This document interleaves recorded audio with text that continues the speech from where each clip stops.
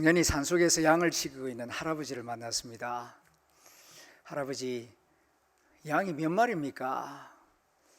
그러니까 어제 새끼 낳은 6마리를 포함해서 145마리라고 말을 합니다. 그러니까 청년이 놀라면서 어떻게 그렇게 100마리가 넘는 양들을 다 알고 계십니까? 뭐 별거 아니지. 그런데 할아버지 연세는 어떻게 되십니까? 그러니까 머리를 극적극적 하면서 내 나이는 잘 모르겠는데 그러시는 겁니다. 그러니까 청년이 아니 양은 145마리라는 것까지 정확하게 알고 있으면서 어떻게 본인의 나이는 모르신단 말입니까? 그러니까 그 할아버지가 대답하시기를 야, 이 사람아, 양이야 도둑놈이 항상 훔쳐가려고 하니까 항상 세워둬야 되지만은 내 나이는 누가 훔쳐갈 사람이 없는데 그 세워서 뭐하나 하면서 끌끌끌끌 웃으셨다는 얘기입니다. 나이가 들어가면서 세월이 가면서 나이에 신경을 많이 쓰는데 나이는 진짜 숫자에 불과합니다. 할 일이 있고 열정이 있는 분에게는 항상 새해가 새로울 줄로 믿습니다. 옆에 있는 분들과 반갑게 인사하겠습니다. 나이는 잊고 삽시다.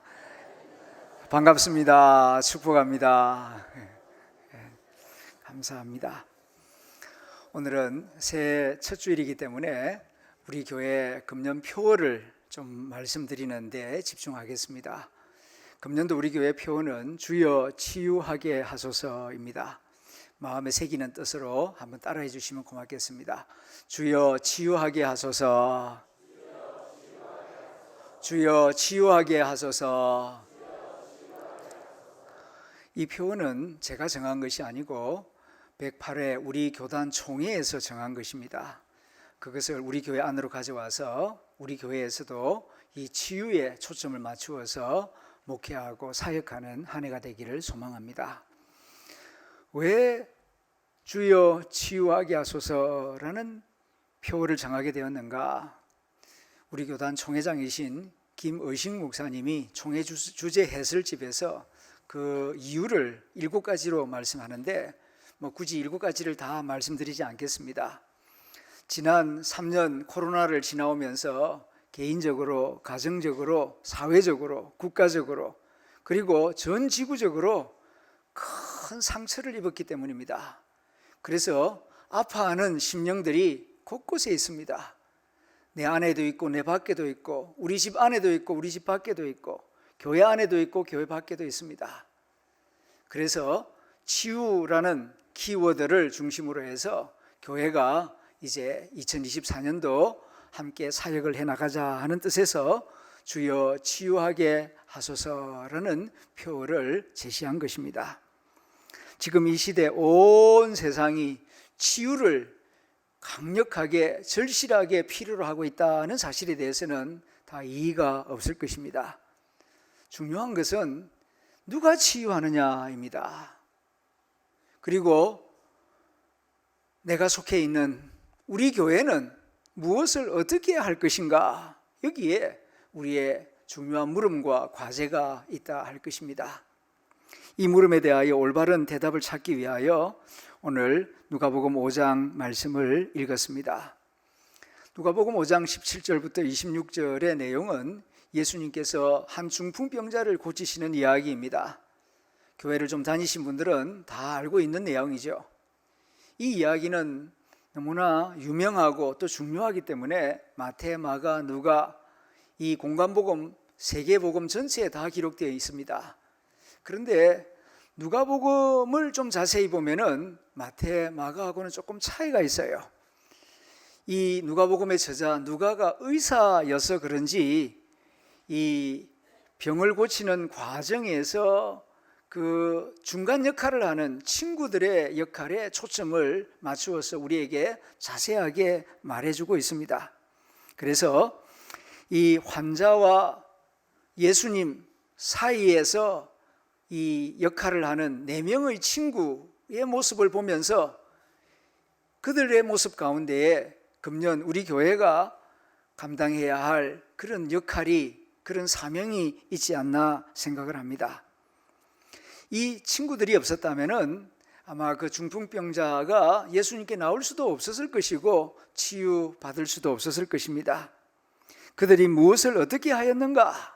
자, 이 점을 우리가 좀 눈여겨 말씀을 보면서 우리 교회가 금년에 어떻게 치유 사역을 감당하기를 하나님이 원하시는가? 하나님이 우리에게 주시는 말씀을 듣고자 합니다. 첫 번째로는 공감하였습니다. 그들이 중풍병자의 고통과 고난에 공감하였어요. 그 가족의 고통과 고난에 대해서도 공감하였습니다. 아픈 사람 뭐 한두 명입니까? 본체만치 할 수도 있습니다. 그러나 그 가까이 있는 그 4명의 친구가 이 중풍병자의 그 고통과 그 고난에 대하여서 깊은 관심을 가지고 같이 마음을 나누면서 시간을 보내고 있었다는 것입니다. 여기서부터 치유의 사역이 시작됩니다.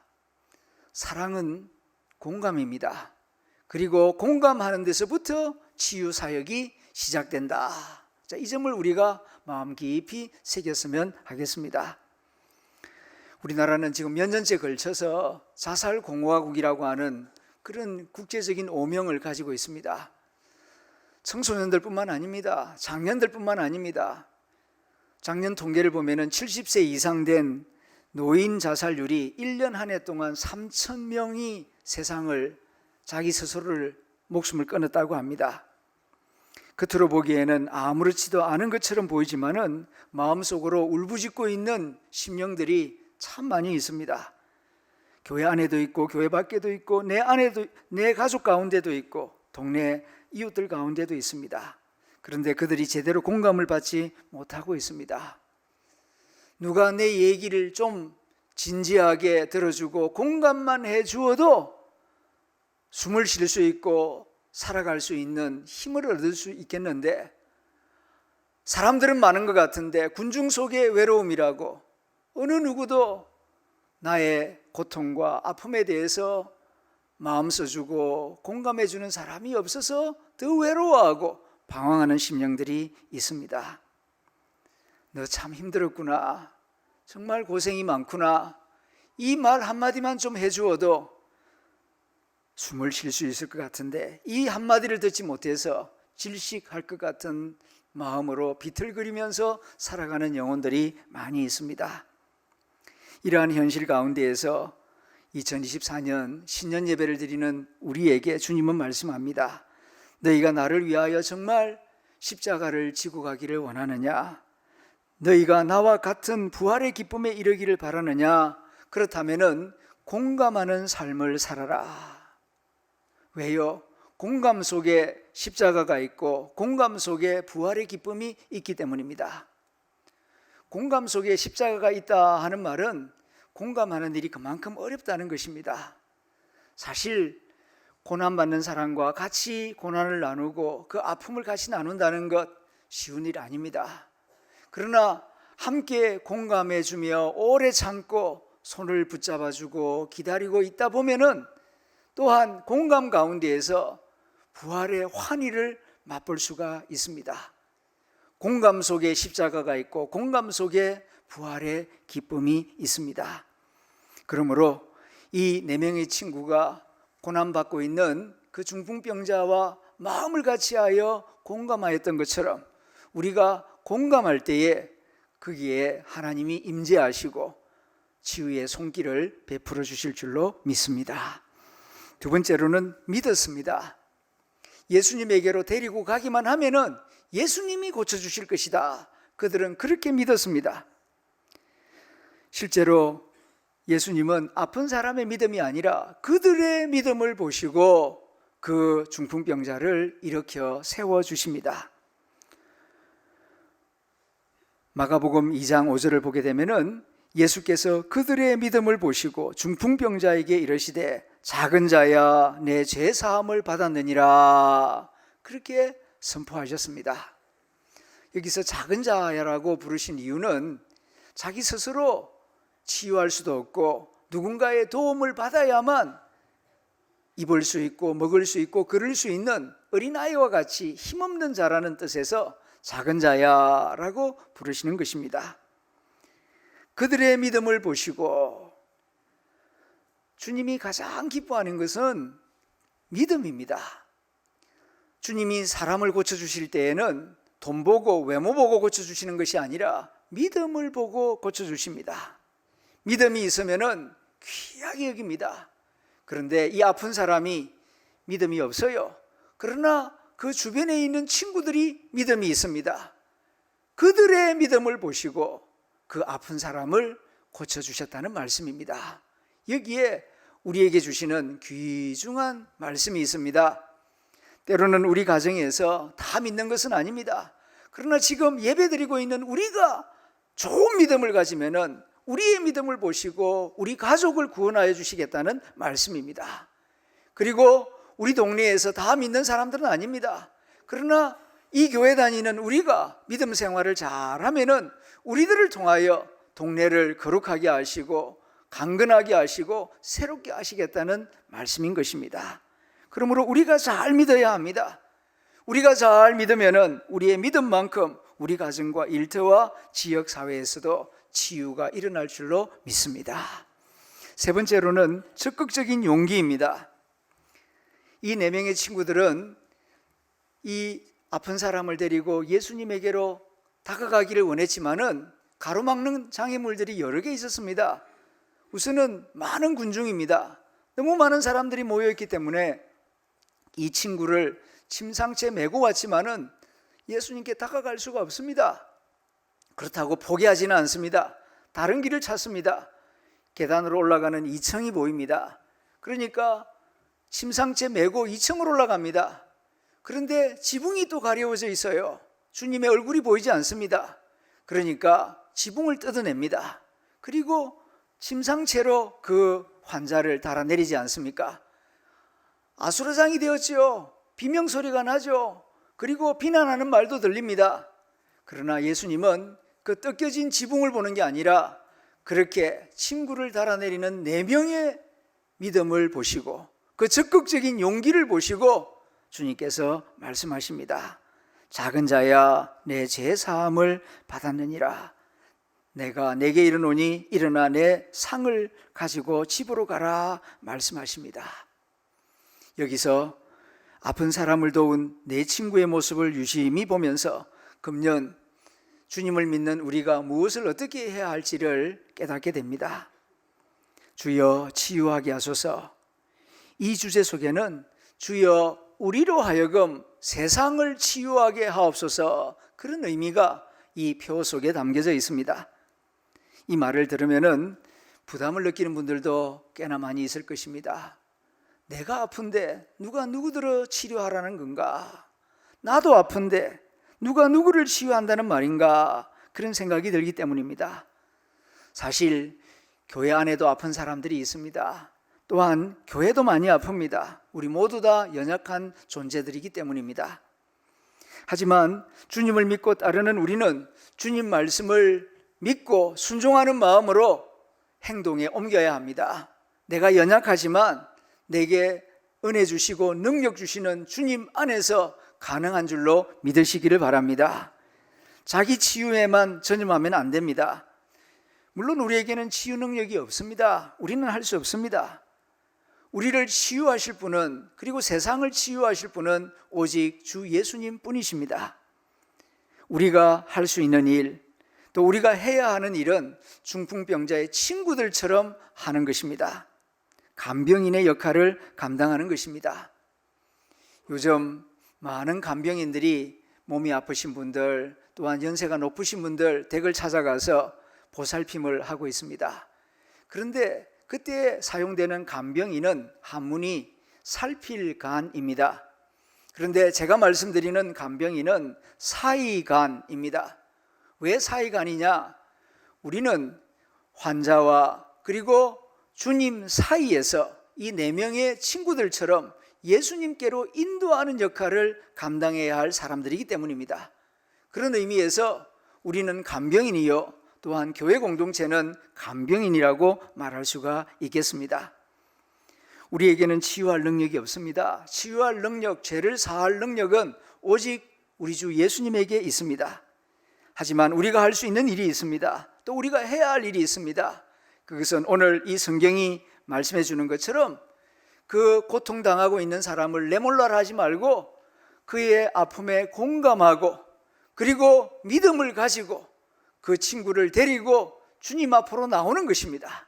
그리고 장애물이 있을 때에 장애물 앞에 포기하고 주저앉지 말고 적극적인 용기를 가지고 그 장애물들을 하나하나 제거하면서 한 걸음 한 걸음 주님께로 더 가까이 인도하는 것입니다. 그러면은 주님께서 우리의 사랑과 우리의 믿음과 우리의 용기를 보시고 우리가 위하여 기도하는 사람에게 은혜를 베풀어 주실 줄로 믿습니다. 이 역할을 감당하라고 이 지역 사회 속에 이 교회를 세우신 줄로 믿습니다. 세상의 빛과 소금이 된다는 것은 바로 이런 역할을 잘 감당하는 것을 의미하는 것이 아니겠습니까?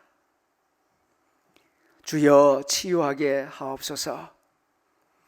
우리 교회는 이런 표어를 금년에 정하고 많은 영적인 활동, 교육, 선교, 봉사, 친교 사역들을 해나갈 것입니다. 특별히 에덴 동산 활성화를 통하여서 치유 사역에 힘쓰기를 원합니다. 그래서 당회에서는 금년 2024년도 3월부터 11월까지 그동안 침체되어 있는 에덴 동산을 활성화하기 위하여서 적극적인 프로그램들을 준비하고 또 시설도 좀 많이 정비하고 그리고 성도들에게 권면을 하고 있습니다. 청도군 각북면에 있는 에덴 동산, 우리 교회가 자랑하는 그리고 우리 교회 성도들의 기도와 사랑으로 세워진 아름다운 기도동산, 치유동산입니다. 그 동산 입구에는 큰 돌비가 있지 않습니까? 글자 3개가 적혀져 있습니다. 기쁨, 기도, 감사입니다. 바로 여기에 하나님의 치유 방식이 잘 나타나 있습니다. 일반 병원에서는 의사의 전문적인 의료 지식과 의료 장비와 처방해 주는 약, 요 3가지를 가지고 환자들을 치료합니다. 그런데 하나님은 우리의 심령을 기쁨, 기도, 감사 이 3가지를 통하여서 상한 심령들, 병든 심령들, 아파하는 심령들을 치유하기를 원하십니다. 항상 기뻐하라, 쉬지 말고 기도하라, 범사에 감사하라. 이것이 예수 그리스도 안에서 너희를 향한 하나님의 뜻이다 라고 말씀하지 않았습니까? 그렇습니다.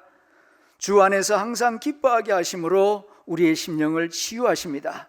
그리고 주 안에서 쉬지 않고 기도하게 하심으로 치유하기를 원하십니다. 그리고 주 안에서 범사에 깨달아 감사하게 하심으로 우리의 마음과 몸을 치유하기를 원하십니다. 기쁨, 기도, 감사로 사랑하는 교우들이 치유받을 수 있도록 또 우리의 이웃이 치유받을 수 있도록 서로 도와주는 성도들이 되기를 기원합니다. 서로 돕다 보면 치유의 은혜가 나에게도 임하게 될 것입니다. 주님의 치유하심을 경험하며 세상을 치유하는 새해가 되기를 간절히 소망합니다. 기도하겠습니다. 여호와 라파, 연약한 우리와 세상을 치유하시는 하나님을 찬양합니다. 이제 우리가 순종함으로 치유의 사역자들이 되기를 원합니다. 주여, 우리로 하여금 치유하게 하옵소서. 사랑으로, 믿음으로, 용기 있는 순종으로 아픈 이들이 치유받을 수 있도록 돕는 영적인 간병인들이 되게 하옵소서. 에덴 동산을 축복하셔서 온 교우들이 주 안에서 기쁨과 기도와 감사로 치유받게 하시고 금년 한 해 치유를 돕는 영적인 간병인들로 살아가게 하옵소서. 우리를 고치시고 치유하시는 우리 주 예수님의 이름으로 기도드립니다. 아멘.